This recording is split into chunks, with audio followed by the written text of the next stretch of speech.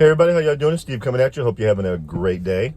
Well, I want to start out by saying this first because I know some of you have probably noticed. You're probably noticing my surroundings and stuff and looking at the background and going, man, what kind of car is that he's in today? Well, I am in a loaner vehicle. I normally do these videos. I started out doing them in my old SUV, which was a BMW X5.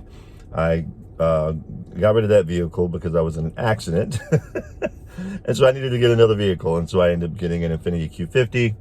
I wanted to get the AC looked at, so I took it in to the dealership.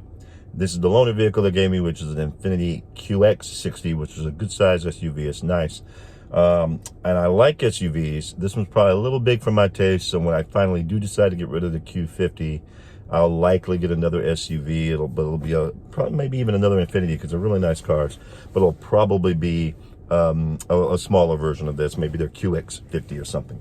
But anyway, I digress. That's not what I wanted to make this video about. I'm just, because I know some of you are fairly perceptive, and you'll be like, I wonder what vehicle he's in. That doesn't look like his old vehicle. At any rate, what I really want to discuss with you is the good news that took place the last couple of days. Now, you guys probably know about a week ago or so, there was a young man named Aaron J. Danielson who was murdered, literally murdered, on the streets of Portland. He was a member of a group called Patriot Prayer, which is a conservative group. He and his buddies just walking down the streets of Portland. Didn't have any weapons on them as far as like guns or knives or anything like that. They were carrying mace, essentially. And it was that was weekend where they had the Trump rally in Portland, showing support for the president. He gets killed by a gentleman named Michael Reinhold. I shouldn't even say gentleman, by a scumbag, really, named Michael Reinhold. And Reinhold and his other Antifa buddies, because Reinhold himself said he was 100%, was being the operative word, he was 100% Antifa. Well, they see these guys walking down the street. You hear one of the other guys say in the video, it's all on video, saying, hey, we got a couple right here. Couldn't tell if he said, we got a couple of Trumpers right here, or we got a couple of them right here, or whatever. But at any rate, a new videos come out that shows Reinhold, the a-hole who killed Danielson, literally was stalking him. Comes up behind him, pulls out his gun. I guess Jay was trying to get to his mace, but Reinhold shot him in the chest twice and then ran off. Well, this all happened in Portland, Oregon, where the mayor still refuses to quell the violence even after 100 straight days and nights primarily, of riots and violence. Reinhold gets away. He goes to Washington State, interestingly enough. And I'm sure he probably thought, hey, I got it made. You know, I'm good to go. I had to get out of Oregon. You know, heat's too hot there. And apparently Oregon police can't find him. State police can't find him, of course. But somehow Vice News, which is a very leftist kind of a site, and or I guess I forget, I don't know if they're HBO Max or something, but they have their own kind of news deal, and they find him, and they actually have an interview with this guy. Now, I'm not going to post any of that stuff in the description. You can find it online yourself if you want to see it. I'm not interested. I mean, I saw it where he admits that he killed Aaron J. Danielson. He admits it, and he says, well, he had to do it because his friends' lives were in danger. But if you watch, he's lying. And if you watch the video, you can tell he's lying.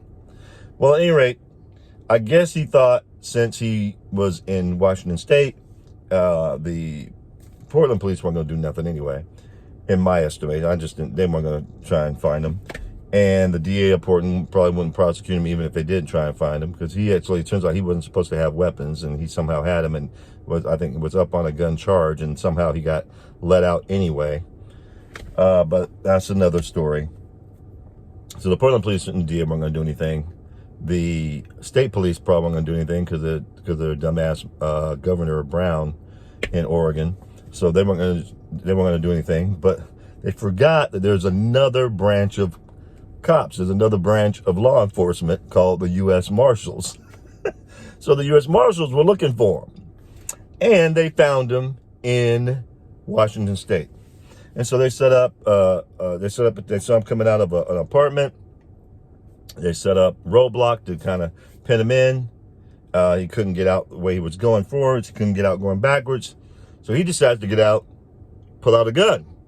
Well, turns out the marshals had guns too. So the marshals took him out. So we don't have to worry. I mean, he's gone. He gone. And we don't have to worry about that guy no more. What I love about that, it was so funny. I was reading certain things on social media, and people like, yeah, okay, cool, you know, he's done. And then there's a few people, well, you know, it's really, you know, he'd been better off being arrested, and it's really sad. And okay, cool. If that's how you feel, that's cool. I am not losing any sleep over the fact that scumbag got killed. And it's going to be a lot less paperwork as far as I'm concerned, rather than try to process him for a trial and for jail and all that stuff. They got to process paperwork for how he died, and we're golden. But they had the goods on him. They're the ones who had the video of him stalking Aaron J. Danielson and his buddy. They had that video. And so that's how they had him dead to rights. They were going to arrest him. They didn't go looking for him to take him out. They were looking to arrest him because they had the proof they needed to arrest him. He decided to play cowboy, and he lost. That's basically what happened. He lost. So it's all good. We ain't gonna worry about that dude messing around it no more. What I love about that, for this reason now, I've heard stories like his sister, which is hilarious. His sister basically said, well, I don't necessarily consider that bad news.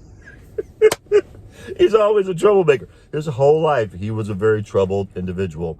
One less troubled individual on the street.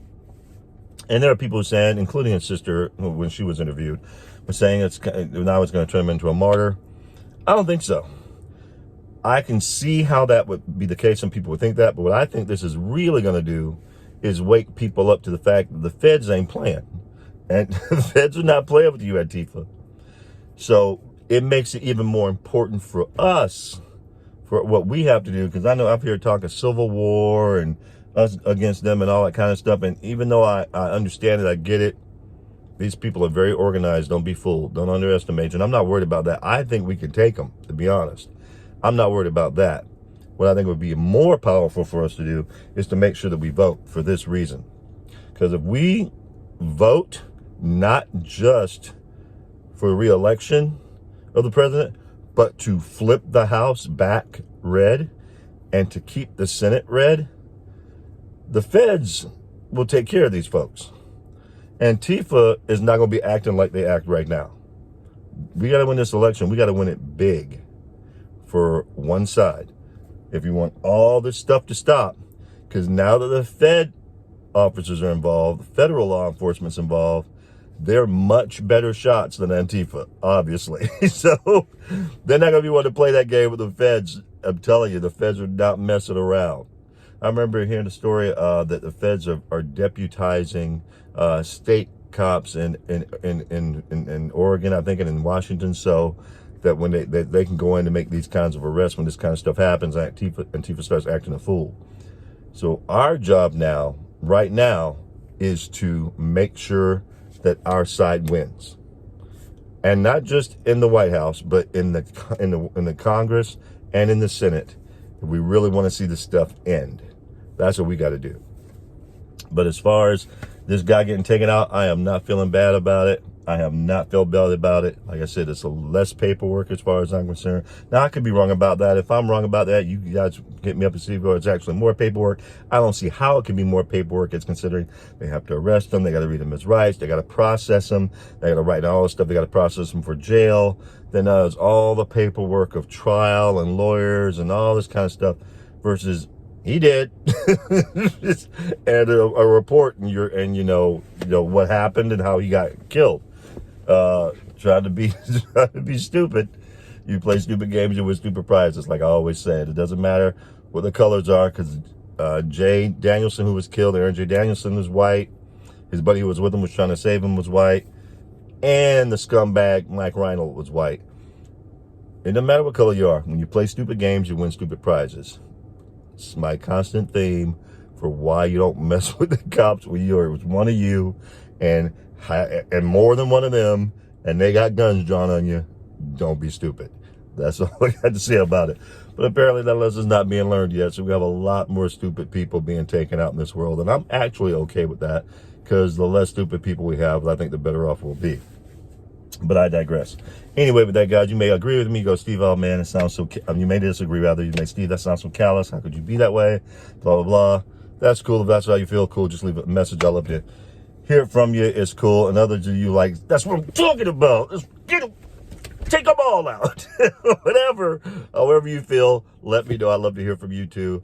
With that, I hope y'all having a great Labor Day weekend. Enjoy yourselves. Go some places. I was hoping to go somewhere. I still haven't made up my mind yet, but I really would like to get away, and because it's what I do, and I'm damn planning to travel. I am planning to travel soon, so when I do, I'm going to do videos as I'm traveling, so you guys can get a feel for where I'm going, or feel for the locations rather when I go.